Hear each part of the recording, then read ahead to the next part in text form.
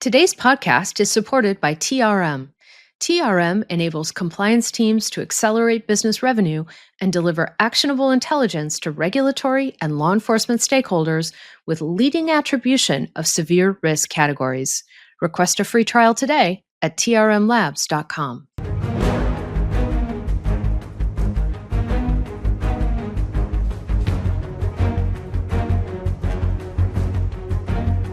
I'm Elaine Dezenski, and this is Coercive Capital on the Illicit Edge Network. Transnational kleptocracy describes how corrupt rulers such as Vladimir Putin and Bashar al-Assad, the ousted leader of Syria, steal public funds and then launder those funds within the international financial system. It's accomplished by moving those ill-gotten funds from fragile states to, quote, safer jurisdictions like the US. Anti-corruption organizations around the world are increasingly focused on rooting out the kleptocrats, their funds, their networks, their shell corporations, and their facilitators. Founded in 1983, the National Endowment for Democracy, or NED, is an independent, bipartisan, non-governmental organization focused on strengthening democratic institutions worldwide. Fighting kleptocracy is one of their most critical areas of focus. Zoë Reiter is the director of NED's program on combating kleptocracy. She has spent nearly 2 decades in the anti-corruption arena, including more than a decade at the anti-corruption NGO Transparency International. She also co-founded the Anti-Corruption Data Collective, an organization that promotes data-driven analysis to help tackle kleptocracy. I recently spoke with Zoë on the NED's efforts to bolster the role of civil society in exposing the networks of kleptocrats. Zoë, I always think it's fascinating to learn a little bit more about how people get into the world of anti-corruption. I know I kind of stumbled into it years ago. I know others who stumbled into it. I don't know that I have ever met anyone who chose to go into the anti-corruption space, but I'd love to share with our viewers and listeners a little bit more about your background, how you got into this world of countering kleptocracy and anti-corruption. And I know you're an anthropologist, among other things, by training. So would love to hear a little more about that. Oh, where to begin? So I would say, I promise this won't take so long, but in my 20s, I was going to solve poverty, right? And so I spent a lot of time working in studying in the development framework. And I realized you can't take a development approach. It's not like a technological problem. It's a political problem. And I actually really began to understand how many of the reasons that we don't achieve our human rights outcomes, our economic development outcomes, is fundamentally corruption. And that just became clearer and clearer as you know, the more I worked in Latin America, although the same could be true in New York City where I grew up. And I got my PhD, I have to confess, I didn't actually finish the dissertation, in cultural anthropology, because I really wanted to better understand how power works. You don't understand how power works unless you really deep dive into corruption.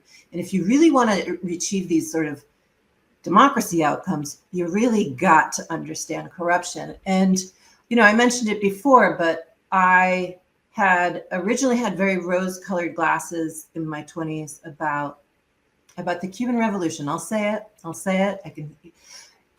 And so I went. I had a scholarship from a foundation in the U.S. to go do work on community development in Cuba, and it didn't take me very long to understand what it means not to have political freedom, what it means to live in a surveillance state, what it means to not have a choice over what you teach as a history teacher. And it changed everything for me. And this is why, in part, also, my time in, understanding and being on the front lines of seeing the move from a dictatorship to a democracy in Chile, I have become a pro-democracy activist, but I'm a pro-democracy activist working to fight corruption and especially focused on kleptocracy, because I see that as the core element that really undermines any real democracy or human rights agendas.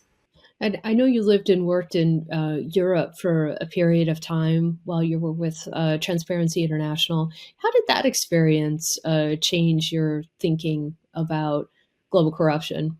Well, I mean, besides watching The Wire, everything I've learned about fighting corruption, I joke, but it is actually a terrific show. Everything I've learned about fighting corruption, I've learned from my colleagues on the front lines of fighting corruption in places like Latin America, the Caribbean, Russia, Ukraine. Like, I can't even begin to tell you what everything I've learned is from that time. I had the honor of being both a regional program manager and then a senior project leader at Transparency International. And basically it was my role to work with the chapters to devise strategies which would have more impact at the multi-country level. And we did a lot of great things. But everything we did was, me really listening and understanding what would bring impact in their lives in terms of a combating kleptocracy strategy.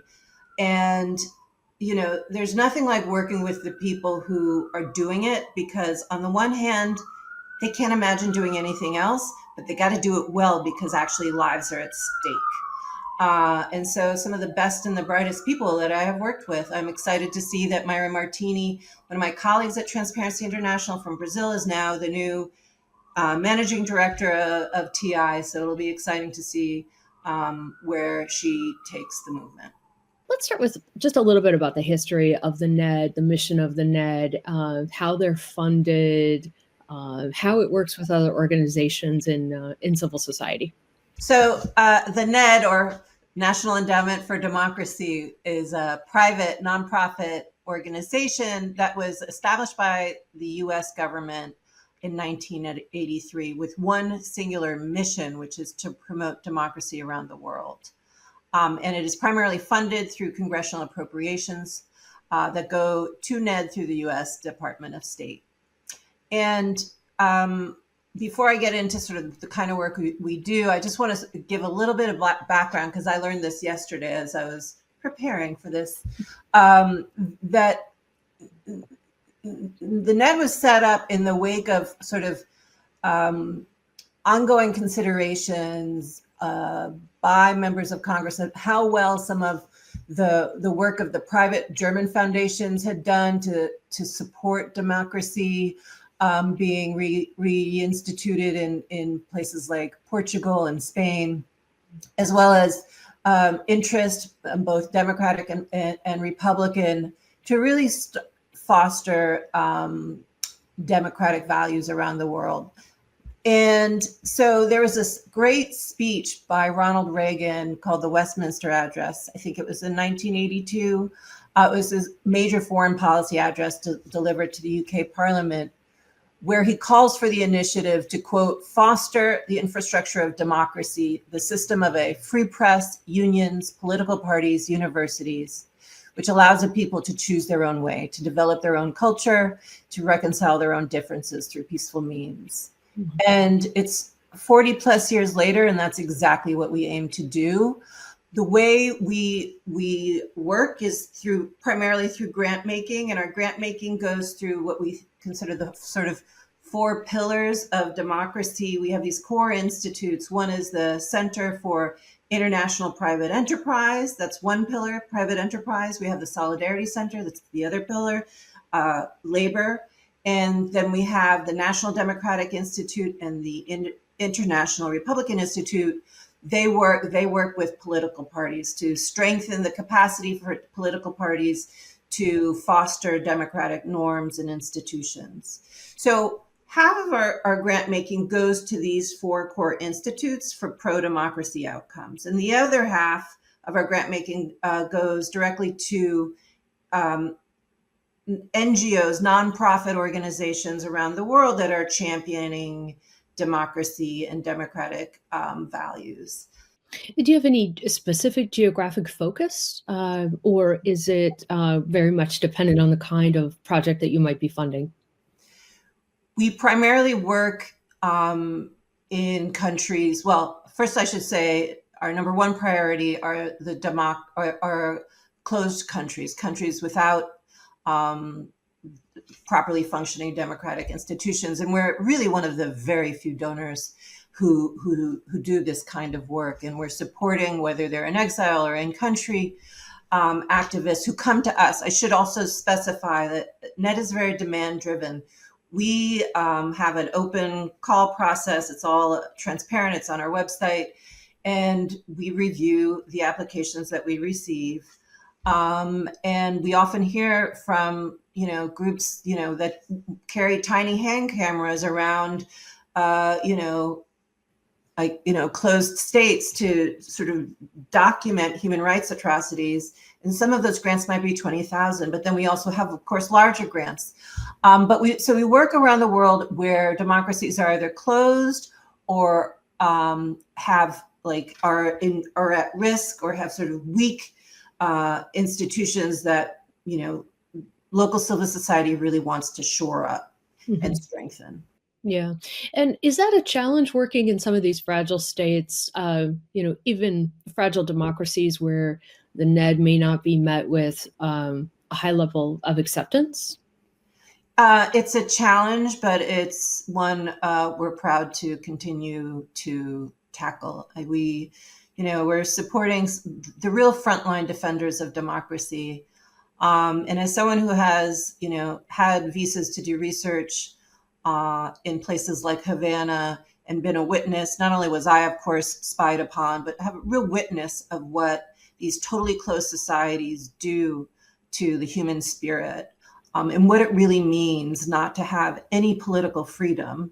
That inspires me, and I know all of my colleagues were inspired to do this work because we are so mission focused on democracy because we absolutely believe in this political freedom. What you do is needed more than ever, but there's just so much demand, right? That's I see that as part of the challenge. It's hard for any organization to be everywhere it's needed, but it really feels like we have some cracks in the system globally that are not only in need of civil society engagement, but broader partnerships and collaboration. And it seems like the environment, is getting a little more challenging in that regard.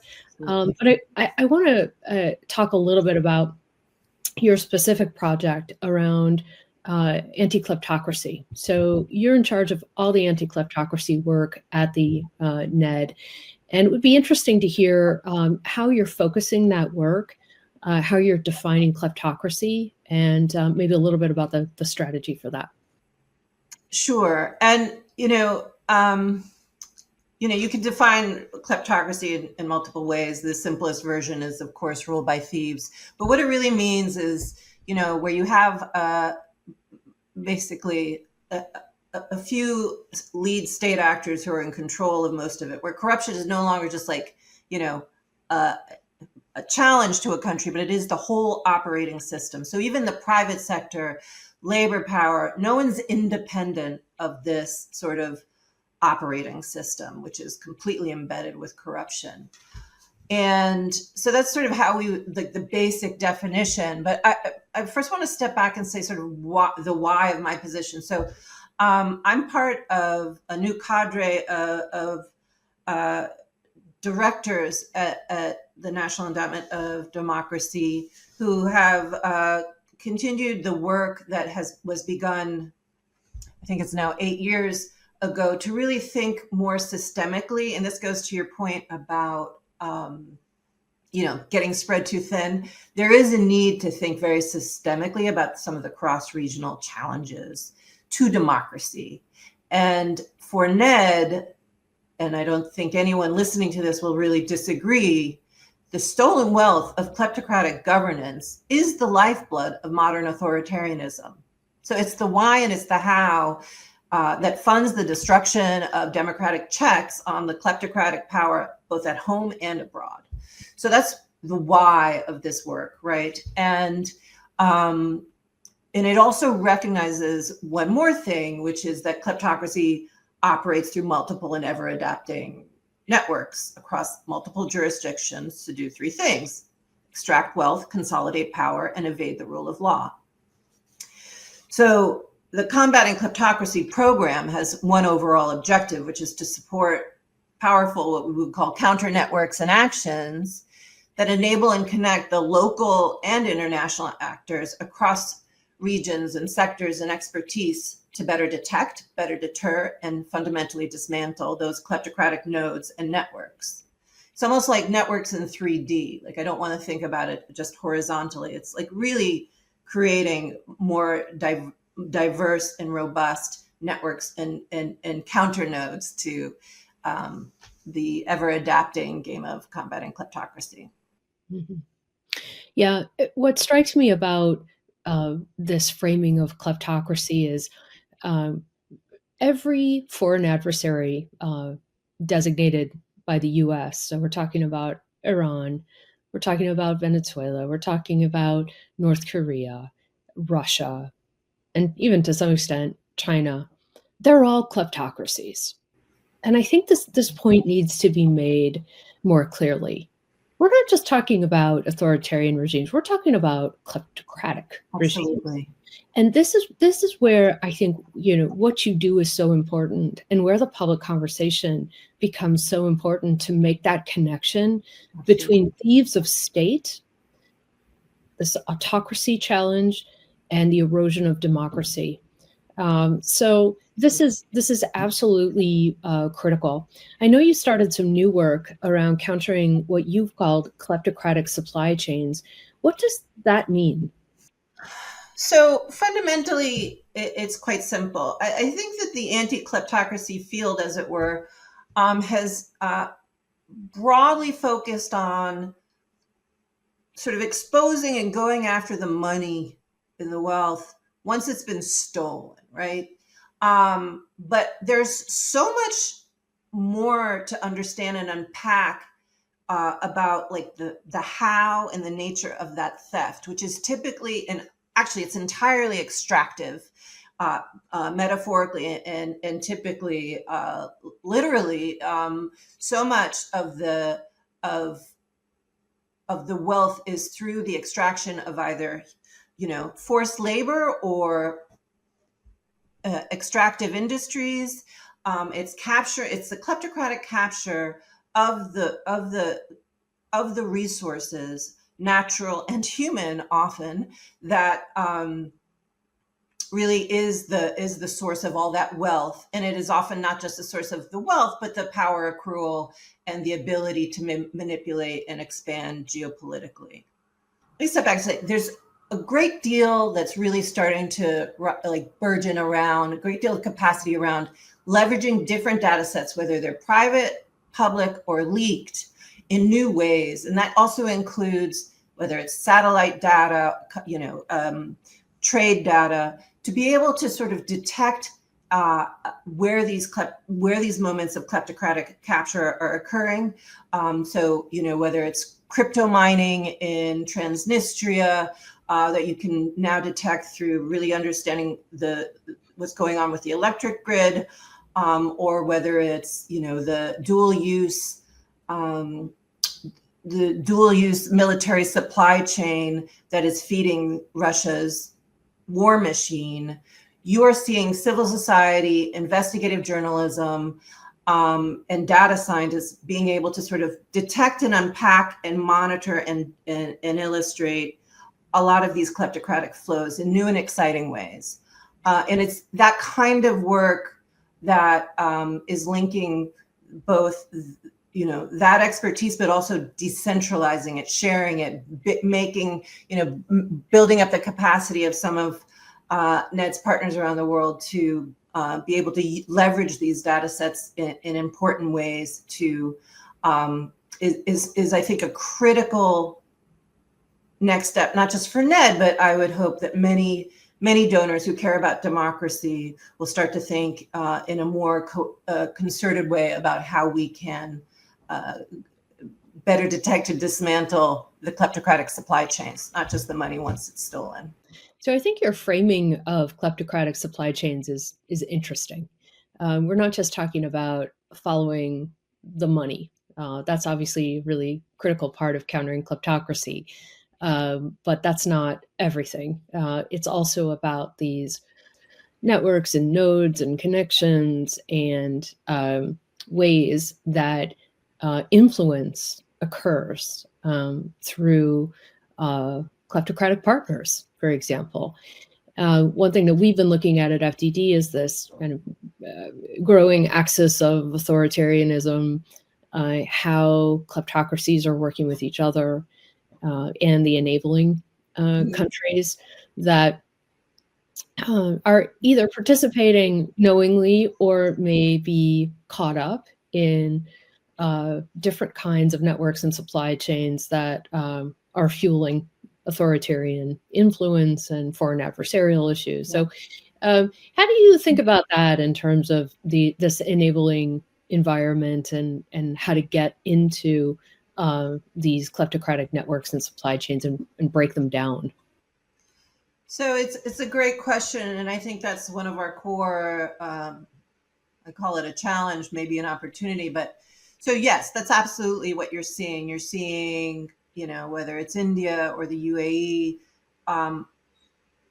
playing critical roles, not just as destinations for investment, but facilitators and enablers of sanctions evasion and other sorts of currency control evasions and so forth. And so I think it's going to be, and this is why I really see having distributed network capacity to be able to not just detect these sort of illicit flows and the enabling of these illicit flows through these third countries, but then the real question becomes how do you ensure not just the one-off, going after this company and because they, the sort of secondary sanctions, which are critical and we want to support those, but like how do you ensure civil society in those countries having the capacity and the resilience to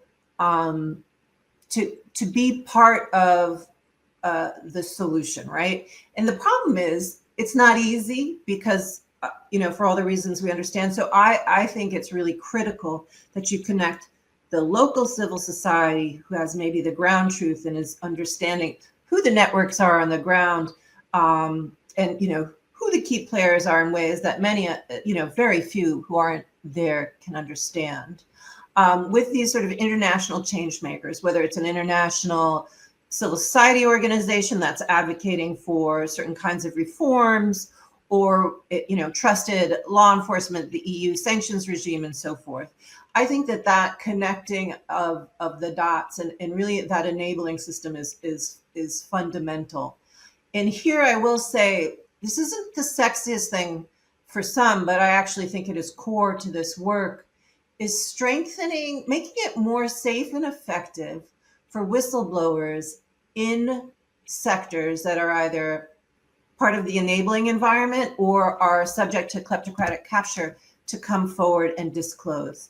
And so, there you see, there's this tremendous grantee of NEDs called the Platform to Protect Whistleblowers in Africa, PLAF for its French acronym.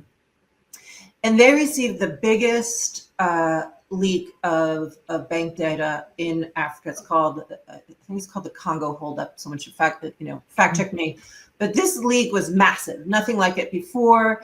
And they were able to bring on board investigative journalists, trusted law enforcement. They basically created and made not only it safe and valuable for this whistleblower to come forward, but really this led to a tremendous amount of work across dozens of countries. And that data set and the trust that PLAF, has been able to generate across Africa in terms of being able to provide the kind of necessary support for whistleblowers, but also being able to make use of those disclosures for impact is critical. And I'll just say one more thing because it relates to you. You had this meeting with someone who is in the Justice Department, and I asked him, what's the kind of information that you find useful for combating kleptocracy? Is it, and he said number one, number two, and number three is whistleblower disclosures. And so it's just always been clear to me how important this is. And there's so much work to do to, at the systems level to make it more safe and effective for these whistleblowers to come forward. Yeah, absolutely. We have to create the safe space for that to happen. Otherwise, it's going to be really difficult. And there's probably a lot more we can do on the whistleblower front. We'll see if there's any opening, for that. First, with the U.S. Congress, but potentially working more broadly with international partners around how to create that environment. But I was looking at the PLAF website the other day, and it's remarkable the data that came out of that, and what they've been able to do with it. But there's always that challenge, which is even when these examples come forward, when there's clear evidence, there may not be a prosecution. There may not be a deeper investigation. And there are, of course, lots of reasons for that. Does the NED work in that space around judicial reform, how to help countries build up that infrastructure? So I should say, first of all, I just want to make sure that the audience knows NED doesn't work we don't work on the U.S. Like, we were set up to work abroad, and so we're very careful to protect that line. And I think it's very healthy for our work to be able to do so. And we absolutely support local activists and think tanks who are aiming to create greater resiliency in their justice system for delivering truly, for what I would call judicial integrity. We don't set policies or standards, other than the international norms and standards, of course. But we do support work to make sure that judicial systems are resilient against capture by, say, organized crime or other actors who are trying to undermine the system for their own wealth. I mean, you could look at the case of the 1MDB in Malaysia. I mean, there were investigations happening that got shut down because the judicial system wasn't fully independent from manipulation by the kleptocrats. And so I think there's it's critical for all the systems to be healthy and operate with integrity and have the core sort of transparency, oversight, accountability mechanisms built in to the degree that it is viable in each country. And when it's, when you're working in some countries, you can't count on the local judicial system to get the job done. And so that's where you'll see work to lean on, some of the international sanctions regimes as a venue for deterring some of the kleptocratic behavior. TRM offers leading blockchain intelligence for AML compliance at financial institutions, crypto businesses, and regulatory organizations alike, with sanction support on 65 blockchains and coverage of more than 70 million digital assets. In a recent customer survey, 85% of users agree that TRM accelerates their work. 92% of users agree that TRM provides actionable intelligence. And 83% of users agree that TRM has provided intelligence they would not otherwise have. See for yourself why customers rave about TRM by requesting a free trial or demo at trmlabs.com. So if you were looking back in another, let's say, 4 years, what would success look like for you? How would the environment change globally around this question of countering kleptocracy? I think first and foremost, a much deeper and broader recognition that if you care about democracy, you need to really be supporting anti-kleptocracy work, because kleptocracy is one of the major threats. In my mind, it's the major threat to democracies. And we need to, we have an idea of what can be effective. We have an idea of who some of our best champions are. And we just need to better support them.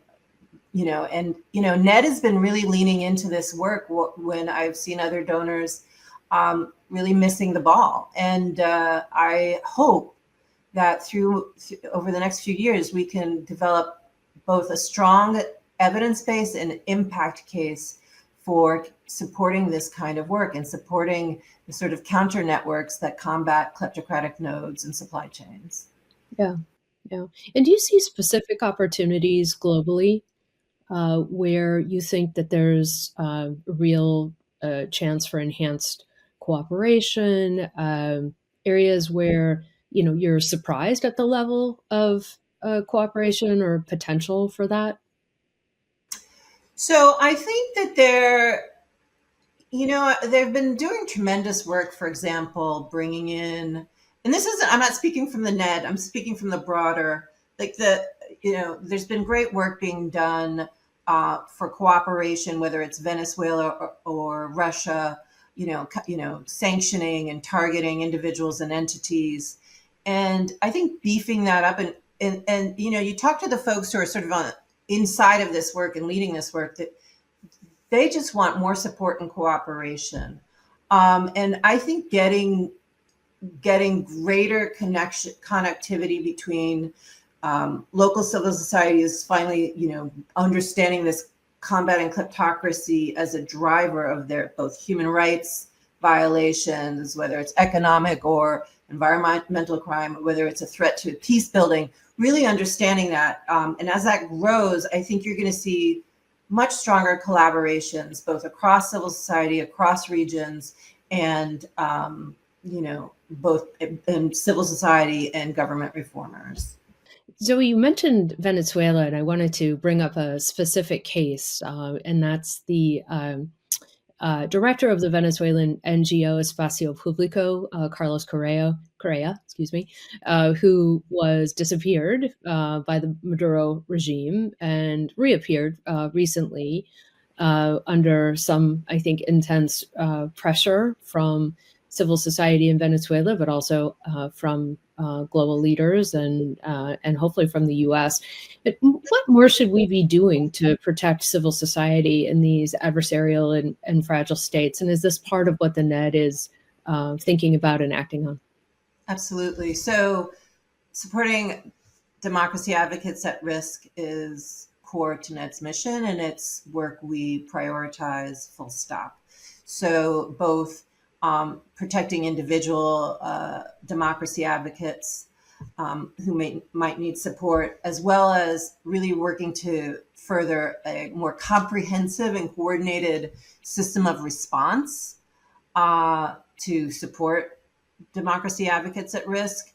And that's something we really lean into. Certainly there's so much work to be done. I really have to say, on a personal level, Carlos Correa is someone I know, and I met years ago, and he's just such a champion of human rights. And he was basically taken off the streets by some thugs of the Venezuelan state who were masked.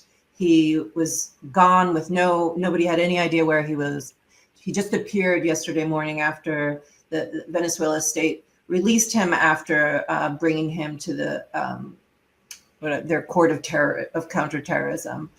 The notion of Carlos as a terrorist is just inexcusable. He's, as I said, one of the leading human rights defenders, and I'm just so grateful he's free. However, his detention, especially in those conditions, is just part of what we're seeing as just a real emboldening of authoritarians on the ground, tackling, who are really just, seemingly ever less unchained in their attack and persecution of democracy advocates, which is why we do need to think much more systemically about how we can create systems that support them both at home, but also when they go into exile. And there, I would say, NED has this project for scholars at risk that, I think it's in 40 countries, and it's with academics committed to human rights and freedom of expression, and it gives political dissidents and human rights defenders, lawyers, artists who are in exile, or had to flee, it sort of treats them as fellows and residents, and is working to give them the kind of support that they need, but also to contribute to a larger, more systemic understanding about both the problem and how to tackle it. Yeah, this is so critical.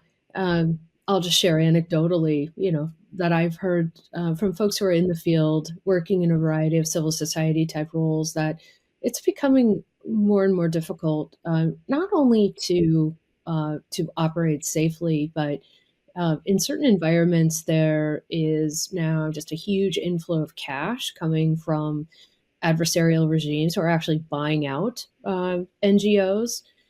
So that presents yet another threat to this, where you have actors potentially in the system that have been taken over by foreign adversaries or those interests, and it's difficult to untangle that, to understand where the funding is coming from.